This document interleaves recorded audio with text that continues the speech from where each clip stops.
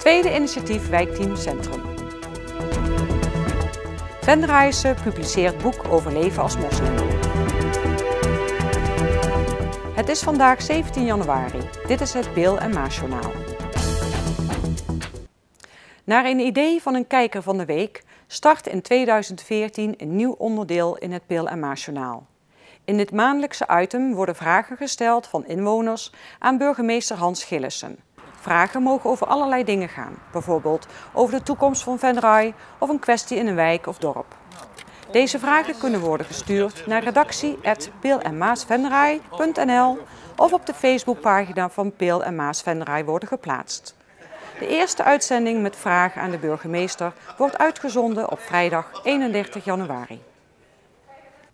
Er komt een tweede initiatief voor een wijkteam in de gemeente Venray. Vanaf 2011 is er al een wijkteam actief in de week Landweert. Na het succes van het wijkteam in Landweert is het initiatief voor een wijkteam in het centrum van Venray ontstaan. Peter Gommans, buitengewoon opsporingsambtenaar van het wijkteam in Landweert, zal vanaf heden ook actief zijn in het wijkteam Centrum en Centrum West. We zijn afgelopen 2,5 jaar bezig geweest in Landweert met een wijkteam. Dat is aardig op rolletjes op dit moment. En er waren al ooit in het verleden plannen om het uit te breiden over de hele gemeente. Dat kan natuurlijk niet in één gelijkertijd. Dus vandaar dat we een nieuwe wijk gekozen hebben. Daar hebben we goed over gepraat onder elkaar. En we hebben gekozen voor Centrum West, omdat daar ook veel problemen voorhanden zijn, denk ik.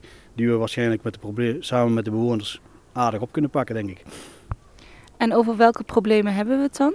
Dan gaat het over eigenlijk alle problemen die er eigenlijk op dat moment heersen bij de bewoners. Echt een bewoner die iets ervaart, kan bij ons terecht. Dat zal aangepakt worden op een of andere manier. Als het maar is, samen met de bewoners zelf. We gaan niet alleen iets aanpakken, dat doen we niet. Een bewoner komt met een probleem op de proppen. We gooien dat in de groep. De bewoner zoekt medestanders voor zijn eigen probleem, want één probleem is natuurlijk geen probleem. En dan gaan we samen met die bewoner oplossingen daarvoor zoeken van onderuit, dus van de bewoners uit naar boven toe, wordt het probleem hopelijk opgelost.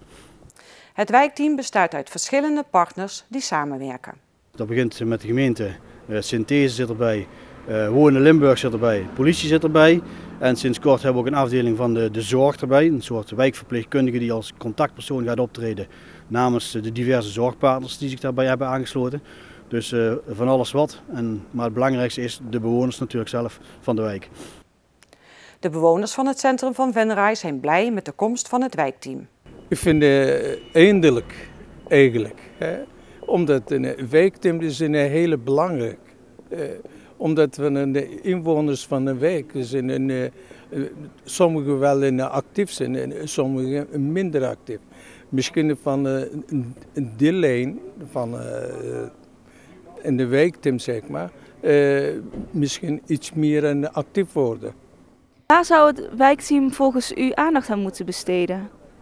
Aan betaald parkeren, want sinds betaald parkeren is, hebben wij geen leefzame buurt meer. De hele week staat de straat eigenlijk leeg. En daarna, als er geen betaald parkeren is, dan begint de wijk pas te leven. Dus we missen echt contacten van de mensen die eerst parkeerden. Denkt u dat dat ook voor de winkeliers gunstiger zou zijn? Ik denk het zeker, want het is zo een leeglopen met al dat internetten. De gemeente wil er wel aan verdienen, maar volgens mij maken ze alles kapot. En de parkeerwachters, met alle respect, je ziet ze heel af en toe echt actief. Ja, nu u mij dat vraagt, ik heb er wel veel over nagedacht, omdat je steeds ook al die geluiden hoort. En toen denk ik bij mezelf, ik heb er de neiging om iets van te zeggen. Maar van de andere kant, dan denk ik, ga ik mijn normen weer op andere mensen leggen. Dus ik wil eigenlijk mensen, vooral ook jonge mensen, ik ben ook jong geweest, wil je niet gaan beperken. Omdat het uitgaan en met carnaval en met de kermis erg veel lawaai is. Maar ik vind het lawaai wel zo hard als je bijvoorbeeld door het dorp loopt en je wil mensen ontmoeten. Een fatsoenlijk gesprek kun je niet meer voeren.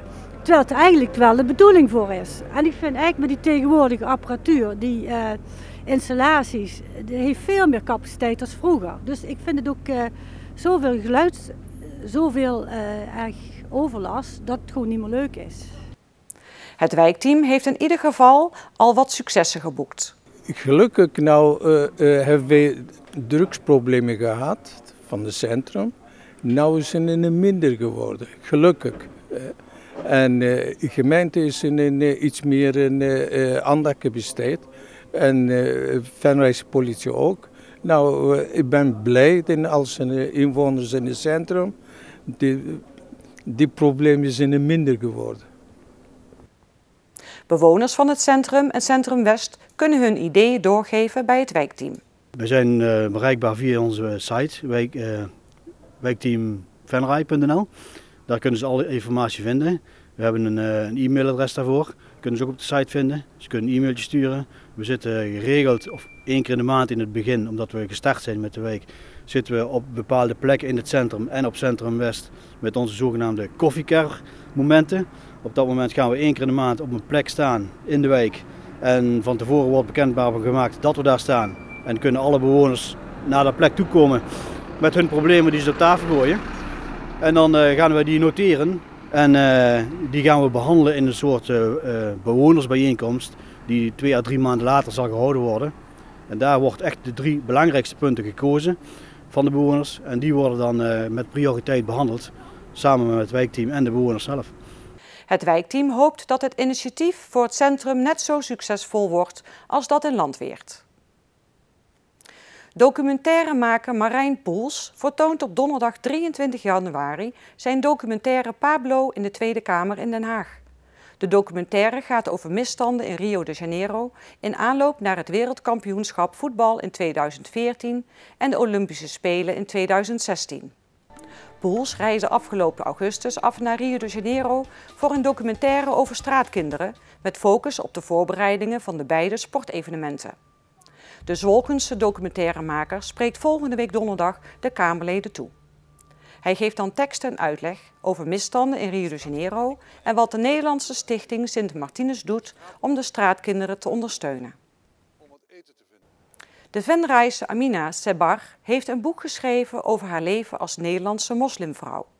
Amina werd 30 jaar geleden moslim door de relatie met haar huidige man, die ook moslim is. Het boek is een bundeling van columns die zij over haar dagelijkse leven heeft geschreven. Een aantal van die columns die daarin staan, die heb ik al geschreven en die zijn ook gepubliceerd in een blad voor moslimvrouwen. Toen ik daarmee gestopt ben, ben ik toch doorgegaan met het schrijven van columns. Maar die werden eigenlijk nergens meer gepubliceerd. En nu had ik ze allemaal achter elkaar gezet en dacht ik van, ja, als ik ze teruglees, dan zie ik er eigenlijk toch dingen in die nog steeds actueel zijn. En waarmee ik toch een bepaald beeld wat er heerst zou kunnen wegnemen. En toen dacht ik van, nou, dan ga ik het uitgeven. Ja, kun je wat voorbeelden noemen? Wat voor dingen zijn actueel die ook worden beschreven in jouw boek? Nou ja, de vooroordelen die er bestaan over de islam algemeen, over moslims, over de moslimvrouw, over de Nederlandse moslimvrouw. Een moslimvrouw met hoofddoek zou dom zijn, achterlijk, noem maar op. Dat soort dingen, die komen wel terug daarin. Ik heb zelf ook een tijd, een aantal jaar, een hoofddoek gedragen. Dus ik heb wel meegemaakt ook hoe dat is en wat voor reacties dat je daarop krijgt. Ja, en als je dan leest wat ik daarover schrijf, dan kan dat wel een vooroordeel wegnemen. Amina wordt als Nederlandse moslimvrouw vaker gevraagd voor onderzoeken. Een aantal jaren geleden bestond de groep Nederlandse moslimvrouwen uit zo'n 3.000 tot 5.000 vrouwen. Amina denkt dat dit aantal inmiddels is gegroeid. Ja, je hoort het gewoon steeds meer, gewoon ook jongere meisjes en zo. Maar wat ik zelf daarbij heb, en dat probeer ik dus ook wel in mijn boek naar voren te laten komen, is wat je ziet bij deze jonge meisjes, is dat ze heel hard van stapel lopen. En dan het resultaat is ook vaak dat ze daarna ook weer gewoon terugvallen of moeilijkheden krijgen. En dat is eigenlijk dan, ja, in onze ogen dan heel jammer. Want als je geleidelijk aan iets doet, dan sta je ook gewoon steviger in je schoenen. Volgende week presenteert Amina haar boek. Samen met de presentatie is er ook een mini-symposium waarbij wordt gesproken over vooroordelen. De boekpresentatie wordt op zondag 26 januari om 2 uur 's middags gehouden in Moedercentrum Eva. Tot zover dit Peel en Maas journaal. Tips kunt u mailen naar de redactie. Deze uitzending wordt herhaald tot en met zaterdag 6 uur 's avonds. Zaterdagavond om 7 uur is er een nieuwe editie van Venray in Bedrijf aan tafel te zien. Weer of geen weer, bij ons is het altijd vakantieweer. Vannacht blijft het droog en wordt het zo'n 4 graden. Ook overdag is het droog en is er wat bewolking. Als het zonnetje erdoor komt, wordt het 11 graden. Zondag is het overwegend droog en zal de temperatuur blijven steken op 8 graden. Ik wens u een heel fijn weekend en graag tot ziens.